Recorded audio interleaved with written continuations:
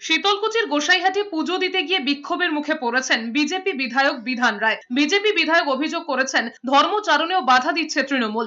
বৃহস্পতিবার বুদ্ধ পূর্ণিমা উপলক্ষে গোসাইহাটে কালী মন্দিরে পুজো দিতে গিয়েছিলেন বিধায়ক বিধান রায়। তার অভিযোগ তৃণমূল তাকে পুজো দিতে বাধা দিয়েছে। মারমুখী তৃণমূল কর্মীদের সঙ্গে বচসায় জড়িয়ে পড়েন তিনি। বিক্ষোভের জেরে কার্যত এলাকা ছাড়তে বাধ্য হন তিনি। যদিও তৃণমূলের দাবি 100 দিনের কাজের টাকা না পেয়ে সাধারণ মানুষ বিক্ষোভ দেখিয়েছেন। এর বিরুদ্ধে কোর্টে যাবার হুঁশিয়ারি দিয়েছেন শুভেন্দু অধিকারী।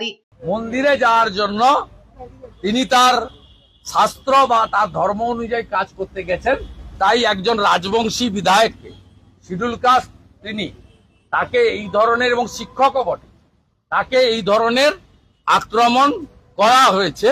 আমি ছবিটা দেখেছি, লিগ্যাল অ্যাকশন আমরা নেব।